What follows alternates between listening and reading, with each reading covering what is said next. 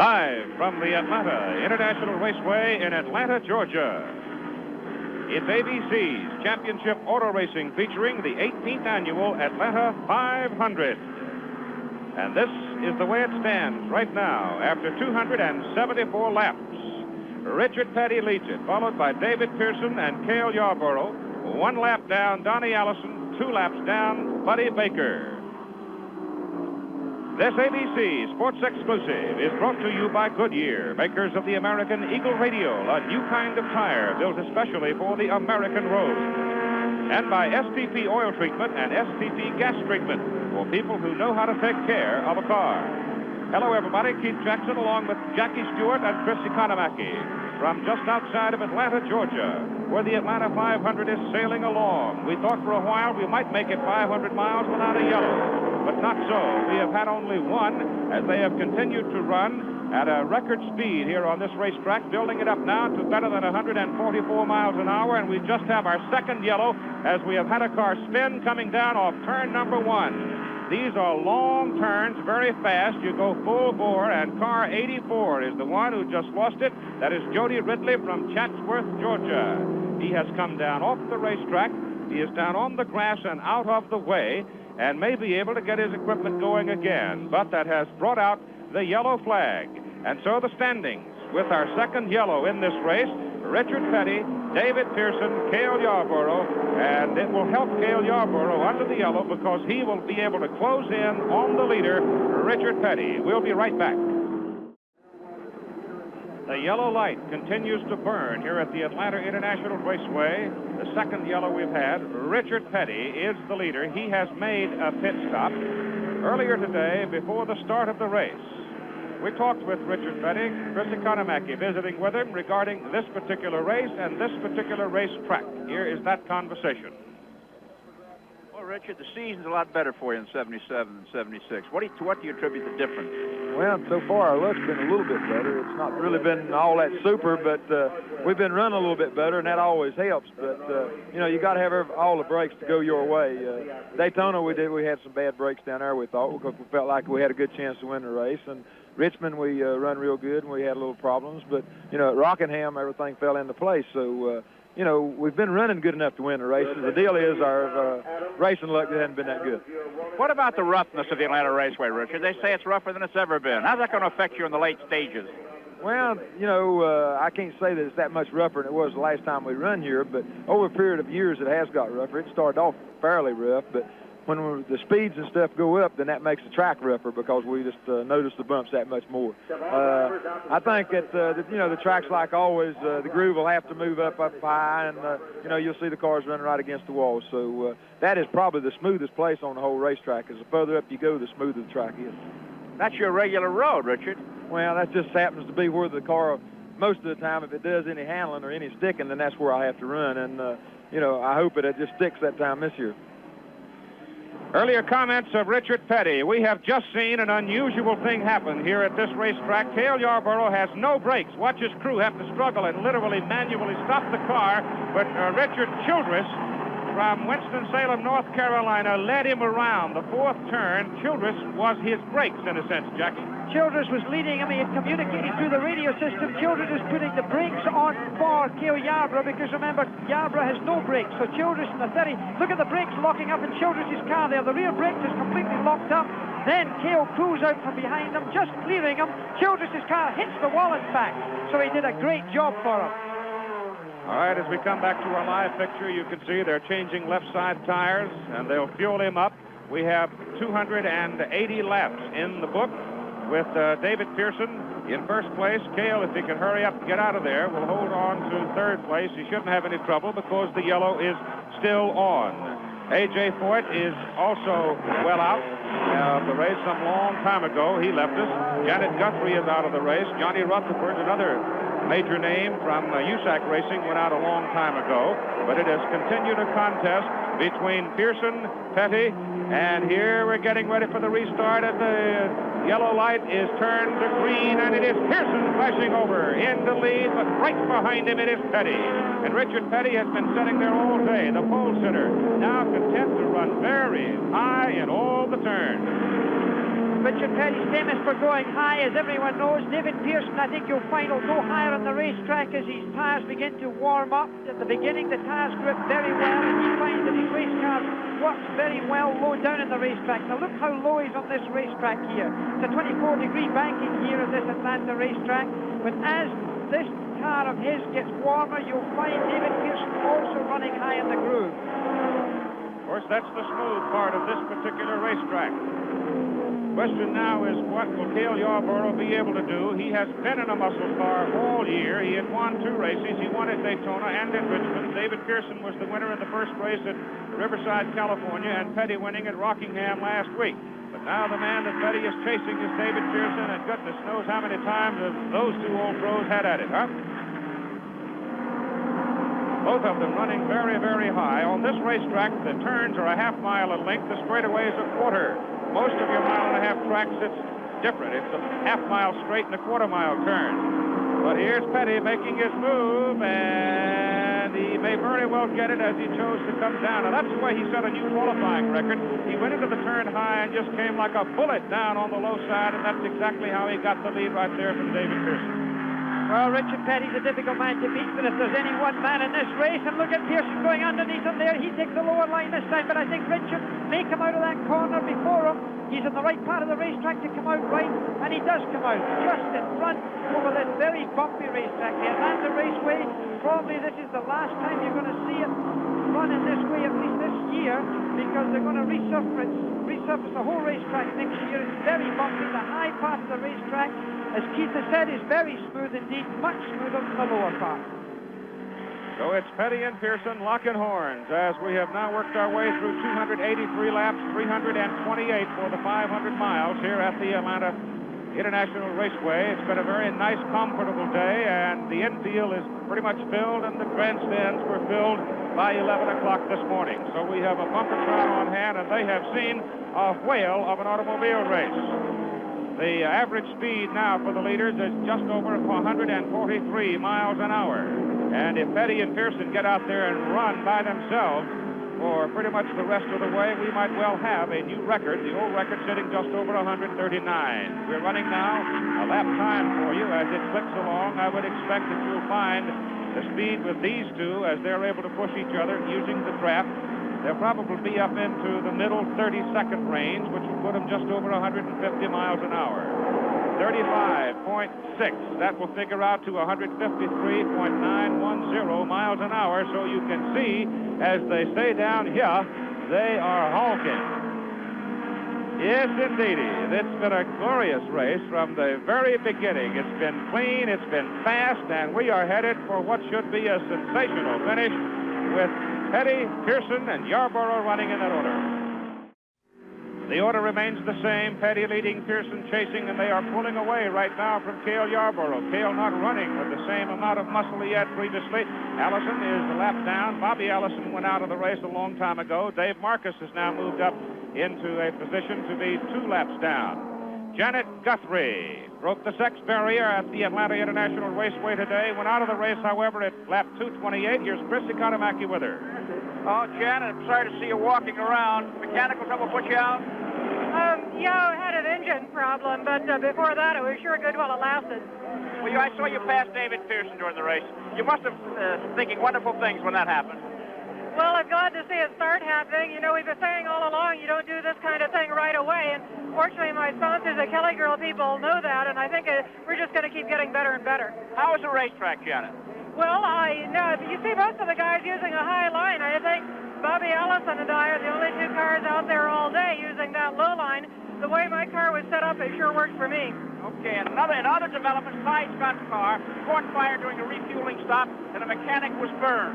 Cale Yarborough was out of brakes. If he has to make a pit stop under the green with those circumstances, he's got real trouble. And David Pearson, his car is not handling well. It's running well, but it's not handling well. So, Keith, you got an interesting story up there. Right, Chris, and this is a handling racetrack, Jackie Stewart. If your car doesn't handle for you, you're not going to be competitive on this track. No, one of the reasons for that is, of course, the bumpiness of that racetrack. And, of course, Janet Guthrie was saying that she was running low on the racetrack. That's the bumpiest part of the racetrack. So for David Pearson, who we're looking at right now in that car number 21, if he hasn't got a car that's handling well, he can't be too comfortable. He is dropping back on Richard Petty in that car number 43 that's in our picture now. And, of course, King Richard Petty, what a man he is. A man who's won more money than anyone else in this kind of motor racing. And, of course, these two men have had such tremendous battles before. We did see them, of course, at the Daytona 500 one year, having an enormous accident in the very last corner of the last lap. So you never know what's going to happen with these two. All right, we're cooking along now. 328 laps constitute the 500 miles, and we're setting in here now, closing in on 300. David Pearson, the old gray fox, of course, an interesting man, an engaging man, and a grandpappy. Earlier we talked with David Pearson about what he expected here today and how things are going for him. Here's Chris's conversation with David. Well, David, you got company. You got another grandfather in the race, A.J. Foy. How do you feel about that? Well, Chris, I'm glad to find out I'm not the only grandfather running, and I was happy to find out that, A.J. is a grandfather now. Maybe he's a bit how old he is. You any better since you became a grandfather? Well, I wouldn't say that I'm any better. I would just say that I'm a little bit smarter. What about the Atlanta Raceway, David? They're talking about how rough it is. You look at it that way? Chris, it is kind of rough, and, of course, it's been rough for the last, seemed like 10 years, but it's still the same old Atlanta, and I think that everyone enjoys coming to Atlanta and running on it, so there's not too much kick about it. Of course, it is a little bit rough. David, you've always made your move late in the race.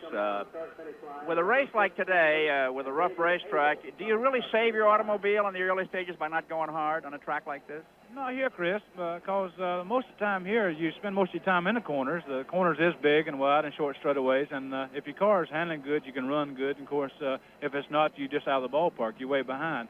And this is a demanding racetrack for the drivers driving, and it's like a physical, it takes a lot out of a driver to drive here because you are in the turns all the time. But like I say, if you got a car handling good, you can do well, but if you don't, you're just out of the ballpark. David, where do you feel it in your body, your shoulders, your arms on a rough track like this? Well, all over, really, because you are bouncing. Even the straightaways is a little bit rough here. I would say during the race, just know how many times that you have to reach down and fasten your safety belt again. I mean, not fasten it, but tighten it, because you keep it bouncing, you do work loose, and so it's awful rough, but it's still a racetrack, and you come here to run, and that's what you do. And, no matter if you was in a cornfield, you would still come to run and do the best you could. Part of the game, huh? That's part of the game. All right, some pre-race comments of David Pearson tell you again, A.J. Foyt left the race at lap 156 after struggling with his car for a while. Bobby Allison also went out of the race quite early. Janet Guthrie, whom you heard a moment ago, out at lap 228. We have now completed 295 laps. It is car number 43 in the lead. Car number 21 right there, David Pearson, the gentleman we were talking to, is in second place. And car number 11, Cale Yarborough, is a distant third. A lap down is Donnie Allison, 2 laps down. Buddy Baker, 2 laps down. David Marcus, 3 laps down. Darrell Waltrip, and 4 laps down, it is Richard Brooks. And Richard Brooks has struggled today as well because Richard has been in and out of the pits, but for some reason, and I suppose the reason would have to be considered just good old-fashioned down-home hard driving, he has stayed in a profitable posture. The man we're looking at now, Cale Yarborough, is the man who won the NASCAR championship last year. Can you consider that he's got no brakes at all going round here right now? If something were to happen up front, he wouldn't be able to stop at all. It would be a case of having to spin the car to slow it down in any way. Going around this racetrack, these top racing drivers don't touch the brakes at all for those looking in at this. This is a surprising thing when you consider that they're averaging this very high 153 miles an hour. So Cale Yarborough, a man who's won this race 4 times before, lying in 3rd place right now, looking towards a 5th win, but that's going to be difficult today. Now that spin by Jody Ridley, enabling most of the people to duck into the pits to load up on fuel, they should be able to go the rest of the way without having to make another pit stop. So those brakes will not be a factor for Cale if he does have to come in. But right now, the man of the moment is King Richard as he's sailing off to a comfortable lead over David Pearson.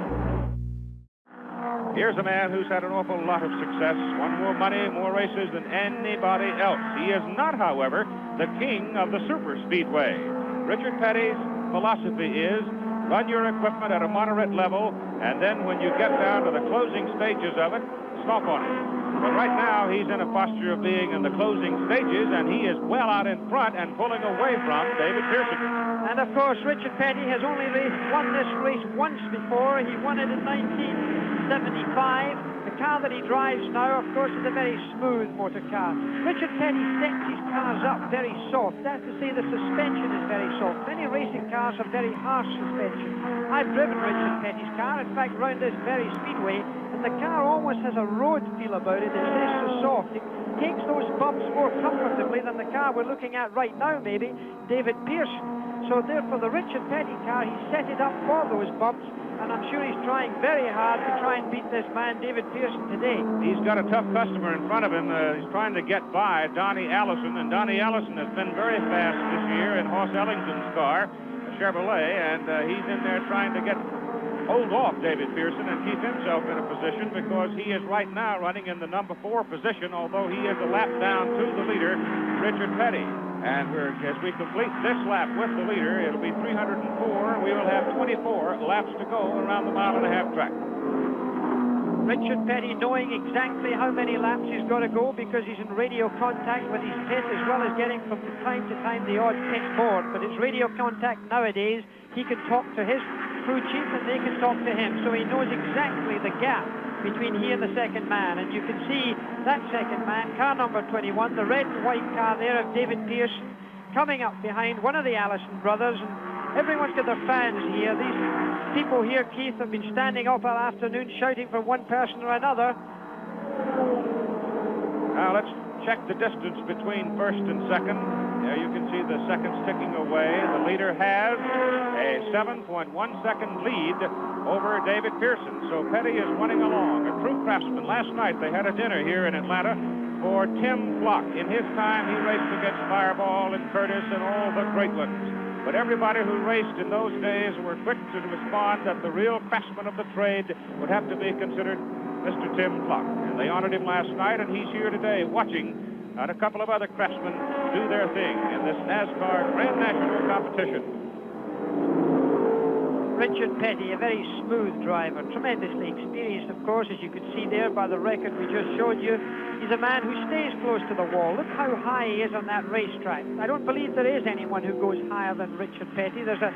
Every racetrack in the NASCAR trail has some sort of Petty blue up there on the concrete wall or the guardrail. There's not a racetrack without it, and he just scrapes along there. And it's very difficult driving a big car like that to realize just how close you are to that top rail. I know from my point of view, when I drove his car, I felt as if I was glued to it, and by that time I was at least 6 feet away. Look how he took that corner there, going over a bump and just staying inches away from the guardrail. Of course, despite all of the success that he has had in NASCAR Grand National Racing and the stocks, he has disdained offers to go other places and race other kinds of vehicles. I'm sure that a lot of people were relatively amused for the fact that Richard had had no luck in the International Race of Champions, for example.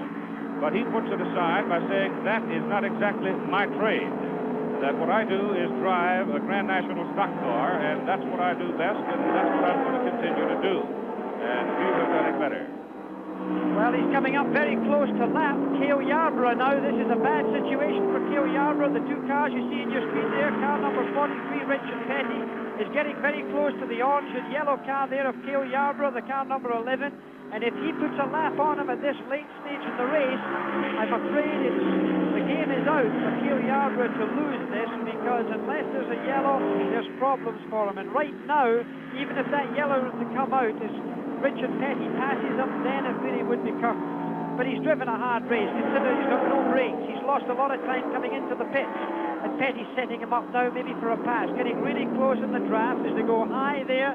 Turn number 1, 24-degree banking in this 1.522 mile oval here at Atlanta.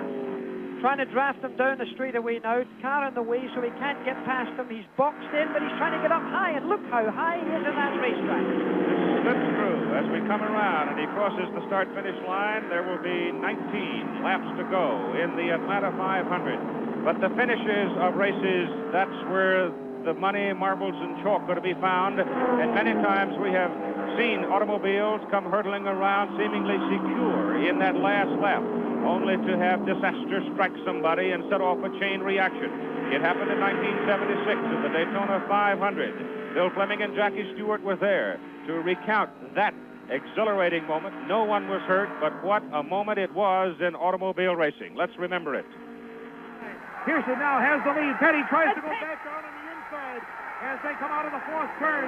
They only have about 750 yards to go. Oh! It's a down the main straightaway. They did hit. Petty smashes into the wall. Will he come across the start-finish line? He's going to win the race. He's going to win it spinning, as he, I believe, will take the checkered flag. No, he did not make it. He is less than 100 yards from it. Here comes Pearson. Pearson is going to try to make it across the finish line. Petty has his car going. Pearson's going to win it. Oh, bash the triangle. He wins the race. What a finish for a motor race. I've never seen anything like that. It's unbelievable. Unbelievable, because here is Richard Petty, not more than maybe 150 feet from it. He's got it started up, and he's crossed the finishing line as well. He did it. He beat Betty Parsons across, so he gets second place. But he's been pushed. There may be an infringement of the regulations there. He's been pushed, so it'll be interesting. See what I mean? And we're coming down to the same sort of a thing, though there is a much greater distance between them right now than there was that day in 1976. One yellow flag, however, Keith, would sort that, and if we had a yellow flag to come out right now, you would see these two very same people running into the final laps just as they did in those races at Daytona. Now we see a relationship between the second car and the first car. There is quite a gap there on this speedway, but it's really only a breath at this sort of speed, because remember, they're averaging over 153 miles an hour, and when something like that happens, you only need to breathe deeply, and that car behind you is going to catch you up. Worth noting, too, that the car there right behind Richard Petty is Cale Yarborough. That means that Richard has lapped Cale, so he is a lap down to the leader and is still holding on to third place. Donnie Allison is 4, Buddy Baker 5, and David Marcus is number 6. Petty is out there in front of Cale Yarborough, meaning he also has Yarborough between him and David Pearson. But Pearson has not been able in the last 5 laps to run with Richard Petty, the Atlanta 500, with 14 laps to go. We'll have it in a moment. Richard Petty continues to lead the Atlanta 500 with David Pearson a relatively distant second now. He's about 8 seconds back. Cale Yarborough has been lapped by the leader. A comment I heard along the garage row yesterday was that if Petty, in fact, had hung it all together and could run as he had in his qualifying at better than 162 miles an hour, one old-timer said them other folks might be running 39 or 40 cars for second place. That's exactly the way it looks right now. Well, when I spoke to the same sort of people down in the pits earlier on, I spoke to Lee Petty, Richard Petty's father, and I said, you must be pretty happy. He says, you're never happy until you've achieved something, and that's a funny remark to come from someone who has achieved so much in a family of motor racing, and the man right there has achieved so much. Richard Petty, what a smooth individual he is in a racing car. There can be very few people who are as smooth as he is. We started 42 cars today, Jackie. Normally the starting field for NASCAR would be 40, but we had some FIA drivers, A.J. Ford, Johnny Rutherford. They made the field, so as a result, those who were in the top 20 for NASCAR were able to move in and make the starting grid. So we started with a total of 42. We have 22 of them now out of the race. So we have 20 cars on the track and running. It's 1.5 miles in distance, and your leader is Richard Petty with David Pearson unable to run with him at this point. However, remember, a yellow flag, caution flag, and the second place, or everybody, is able to close in behind the leader. Now Petty crosses and finishes lap 320. That means you have 8 laps to go. Just 8. Well, there's a lot of attrition in this race, of course, because the racetrack being as bumpy, being as difficult mechanically, and, you know, for the driver as well. Richard Petty must be tired right now, because this is a peculiar racetrack. There was some tests done last year, and it was found that at no part of the racetrack did the driver get less than half a G load on him, lateral movement on him. And in the high banking part, the 24-degree banking part, he was getting 2 Gs. You can imagine what that's doing to your shoulders and to your neck muscles. We at ABC Sports like to think of ourselves as being expert in some areas of this business, and I'll tell you, one of the most difficult things you can ever hope to do is try to figure out exactly when an automobile race is going to end. Nobody, I don't believe, anybody within the ranks of NASCAR could have suspected we would have had such a fast race today. So as a result, you're going to get a bonus today. You'll get to see the Daytona 125 from earlier. And right now, they are still running on a record pace at better than 143 miles an hour, just under 144, as a matter of fact. The old record was 139. The leader is Petty, followed by David Pearson and Cale Yarborough. Now a little less than 4 laps to go, with Richard Petty continuing to run pretty much alone. David Pearson second, Cale Yarborough third. Winner is guaranteed just over $18,000. Contingency monies will elevate that sum, and a $10,000 boat goes with it. Well, I don't know the kind of schedule these people keep. I don't know when in the world anybody would use a boat. Well, whether Richard Petty's going to use a boat or not, it doesn't matter. I'm sure he's going to have it in the garage, and somebody's going to take some pleasure out of it. But right now, his crew and he must be going through a great deal of pleasure. A lot of fans here at Atlanta follow Richard Petty. We were talking about the fans earlier, and one lady that must be looking in today with some pleasure, with her son lying in 4th position, Keith, is Bobby and Donnie Allison's mother, who broke a hip the other day. There you see, by the way, the relationship between the first and the second place in this race. David Pearson there in 2nd position. And Donnie Allison right ahead of him, whose mama's looking in, no doubt. Richard Petty way out in front with a comfortable lead, and there he is.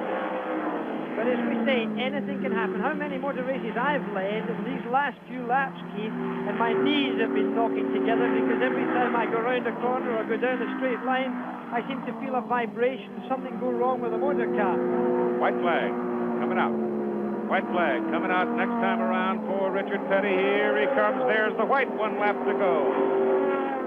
And as he goes through turn 1, he's still up in that high groove and running well. David Pearson now he's half a racetrack behind him. So I'm going to say as Petty comes down off turn number 2, working his way down the back straight, unless he faints on his way to the clubhouse, he's got this one in hand.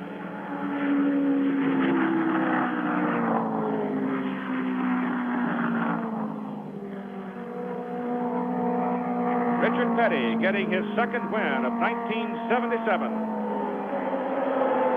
Boom. There it is. 2nd flag for King Richard. Cale Yarborough will come around to take 3rd. In between them will be David Pearson. He'll get 2nd place. Donnie Allison should take... There's David Pearson for 2nd. Donnie Allison 4. Buddy Baker 5. David Marcus 6. And Darrell Waltrip 7. And Cuckoo Marlin will finish in the number 8 position. Good race for Cuckoo. Coming up, the Daytona 125. Some excitement from there. But right here, the winner, Richard Petty from Randleman, North Carolina. It's a habit he likes. Well, Frank, the NASCAR Grand National schedule for 1977 started in Riverside, California, where David Pearson was the winner. Then Cale Yarborough won at Daytona and Richmond. Richard Petty won at Rockingham, and he's put them back-to-back now, winning today the Atlanta 500 at a record speed of better than 144 miles an hour, breaking by almost 5 miles an hour the old record. They go next to the Gwen Staley 400 in North Wilkesboro on March 27, the Rebel 500 April 3rd from Darlington, South Carolina, to be seen on ABC's Wide World of Sports. The Carolinas and surrounding regions will not see the live telecast, however. And April 17, the Southeastern 500 in Bristol, Tennessee. Attendance is up, the prize money is up, but the faces are the same as we look down the list of those who placed high in this one. Petty, Pearson, Yarborough, Allison, and Baker. Those are names known throughout the Southland and through most of this country, Jackie Stewart, and they put on a show again today. Well, as ever, the NASCAR racing for me is some of the closest racing in the world. Certainly one of the happiest men in the world today must be Richard Petty. All of the people doing well, certainly a great piece of motor racing. Very happy day for Richard Petty, but to motor racing it hasn't been a very happy week because Carlos Paci, the great Brazilian driver, died in a light aircraft accident this week Keith in South America, in Brazil, and to his family, to his wife. I'm sure all of the motor racing fans around the world would offer their condolences at this very sad time. Yes, indeed. Well, Richard Petty, of course, the story here in Atlanta, Georgia today, as he romped off to another victory. And he never seems to get tired of victory lane. Here's Chris with him. Well, congratulations, you old Speed King. Set a record, Richard, by almost 5 miles an hour, over 144 miles an hour in winning. And congratulations. How tough a day was it? Well, it really wasn't that tough a day. We had to run hard all day because they had so many laps under green to begin with. And, this is probably the quickest we've ever run down here. It has in a long, long time. I know that because right at last we were running some real good speeds. But, if it hadn't had for the cautions, then we would have, really had some good speeds. But the way it wound up, just as long as you win the race, it doesn't matter how fast you run. How's the old backside? The track was rough, everybody says. You asleep tonight? Well, I tell you, when you win, it doesn't make no difference how rough it is. You don't never know. I saw you were a little squirrely when you were drafting behind David for a while. Did you have any thrills during the day? I had more than a couple, but we kept making adjustments on the car, and the last adjustment we made fixed it where that I could go good. I could run and catch them, but I couldn't pass them, and then right there at last we made adjustment on the car, and then I was able to, duck back by David and go on. So they got the car handling pretty good by the end of the race. You thirsty, Richard? Not that thirsty. You're a milkman, aren't you? Yes, sir. Not that kind of stuff. Okay, thank you very much, Richard Petty. That conversation recorded just at the conclusion of the race. The top rookie finisher today was Sam Summers. He's right now the leader in the race for rookie honors, and that carries 50 grand with it at the end of the racing season. But the order of finish you see there, Petty, Pearson, Cale Yarborough, Donnie Allison, a lap down, and Buddy Baker. For Richard Petty, he now has 182 wins. He has won 500-mile races 33 times. That is an all-time international racing record, and he's closing in on $2.6 million in career earnings.